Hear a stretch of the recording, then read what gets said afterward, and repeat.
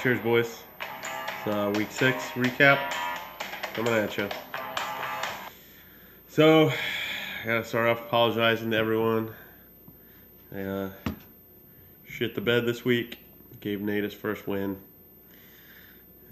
Yes, shame on myself. It's terrible.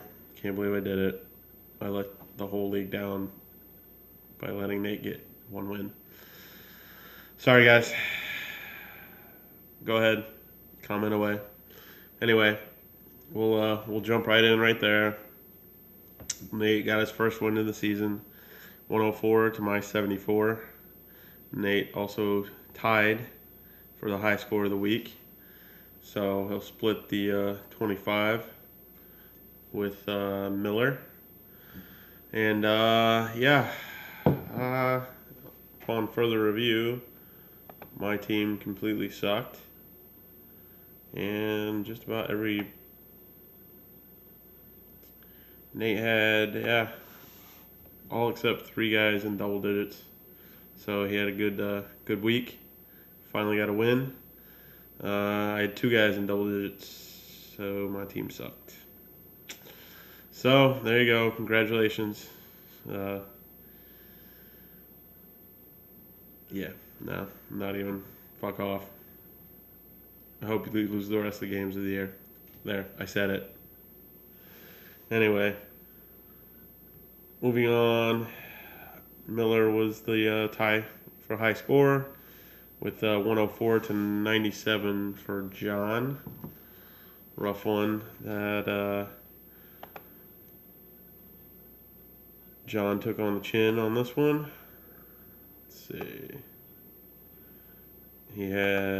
Let's see. Miller had Stafford do fairly decent, 22 points. Todd Gurley, 13. Leonard Fournette, 22. Adams surprisingly had 11 after Aaron went down. Marvin Jones Jr. with 15. Zach Ertz, steady, 13. So he had an overall good week. John, you had a pretty good point total overall. Just some bad luck. Brady, 20 points. Carlos Hyde, 18. Mark Ingram, 26. I believe I told you, as a Colts fan, stop playing T.Y. Hilton, but you refused to listen to me, so that's on you. Emmanuel Sanders went down, only had 7 points, and you got no points out of your tight end. I have Jordan Reed if you're interested. Let's make a deal. And had 14 out of the Vikings D, so that's pretty good, but 7 points. 7-point difference. So, tough loss. Good win for Miller. Miller going to the top of the standings now. Won 4 straight. John, you've lost 3 straight. That's not good. Although, yes, your Giants did finally get a win. Somehow, I can't even believe they won in Denver. It's like the fucking Twilight Zone this week. So then we had Joe had the next highest score with 96 to the most underwhelming team of the week in Winston with a whopping 56 points. And let's see, Joe had a rough one. Aaron went down for him. Should be all right though. I think you have Carson Wentz on your bench, so you're covered at the QB. Jordan Howard, big game, 18 points. Melvin Gordon, 26 points. The receivers didn't really do a lot. Evan Ingram, though, 14 points. Ravens D, 20 points. Nice. Yeah, you got some depth on the bench, though. 26 out of Wentz, 23 out of Derrick Henry. So you should be all right. Winston, you had your namesake, James Winston. He went down with injury, so he only had 2 points. He had one person with double digits, which was Mike Evans. And for the life of me, I don't know why you have Isaiah Crowell and actually started him. I had him for the first 3 weeks, and he did nothing, and he still hasn't done anything. I don't know why you would pick him up and start him, but hey, that's on you. Let's see. His highest scoring points were 8 points in the first week of the season. Otherwise, let's see, 3, 5, 2, 6, and 6. So yeah, I'm not really sure what data you looked at to think that you should start him.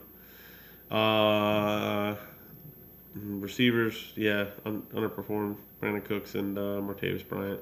Delaney Walker, I thought for sure he'd have a big game. He always does against the Colts, but not this time. Eagles D was all right, and but you left a lot of points on your bench. McCaffrey with 11, Ted Ginn Jr. with 12. Adrian Peterson gets traded to the Cardinals. Boom, looks like AP from 5 years ago. 27 points, going crazy, ape shit out there. Who keeps texting?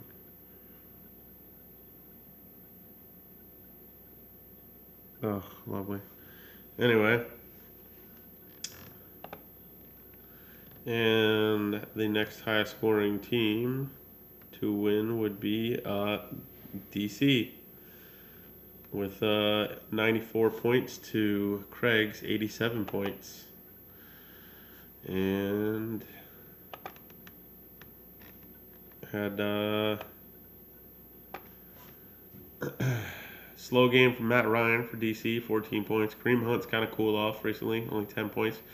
But Larry Fitzgerald putting on the old man show with 19 points. Will Fuller having a last couple weeks coming back from injury, having some good outings with 12 points.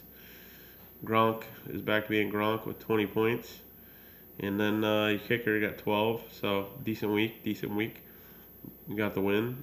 Craig, you had Drew Brees 15, Chris Thompson 15, Nelson Aguilar 11, Texans D 22. But other than that, after those 4, you got hardly any help. Thielen had 9, your kicker had 7. But yeah, that was a rough one. And had a lot of guys on bye week, so yeah, it's a tough week. Yeah, so not a lot of points left on the bench. Both of you guys had some buys and other things. So good win for DC, tough loss for Craig. Cheers. And last but certainly not least, we have Travis versus Chuck, with Travis getting the win, 89-78 over Chuck. Both moving to 3-3 off of that one. Travis, you had Cam 22, Doug Martin 14, Le'Veon looking like Le'Veon finally with 26. And after that, just sprinkled in some stuff. Receivers really didn't do anything. The kind of, I don't know. Some people say it was a blown call. Others saying not a blown call, but Austin Seferian-Jenkins possibly should have had another touchdown for you. Then on your bench, you didn't leave any points on your bench, so then you had Chuck with 78, with Big Ben going for 15, had Jarvis Landry with 12, and your kicker was your highest scoring player, Ryan Suckup, with 21 points. Yeah, not a stellar week for you. I'm not sure why you started. I'm kind of. You make fun of the 49ers, but you started a 49er running back over Jay Ajayi, who had 15 points.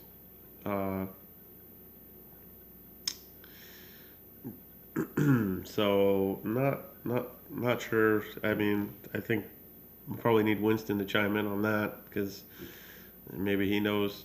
Did you get the inside line from Winston about Matt Breida? I mean, he's not even the starter. He's the backup to Carlos Hyde. And he had 3 whole points for you.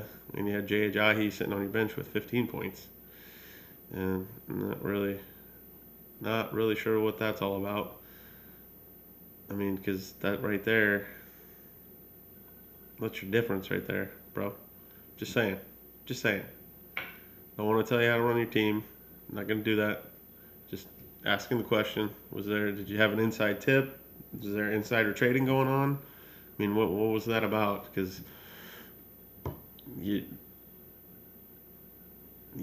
start Ajayi which most people probably would have over Breda, and you win by a point.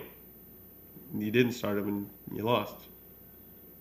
So, not sure. Sorry, bro. Anyway, Travis could win 89 to 78 over Chuck. And let's do some look aheads. See what we got coming up for this coming week.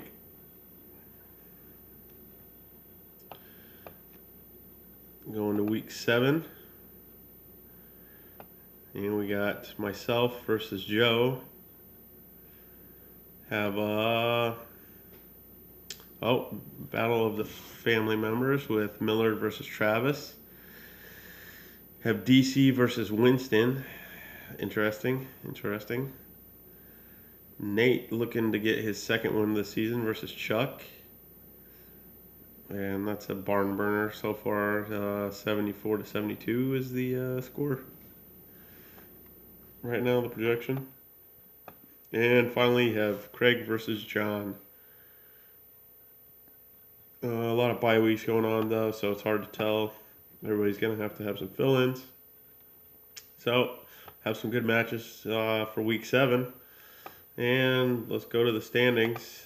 See where everybody's sitting. You have Miller at the top, 5-1. Then you have DC and Joe both at 4-2. Then you have a log jam of 3-3 teams, starting with Travis, Chuck, myself, and Craig. And then you have John holding up the last playoff spot at 2-4, just barely ahead of Winston at 2-4, and then you have Nate at 1-5. So, looking like some interesting matches coming up. Interesting to see what happens with the standings. All right, boys. So that was the week 6 recap. And again, good luck to everyone except for Joe, because I am playing him. So cheers, boys. We'll see you on the weekend.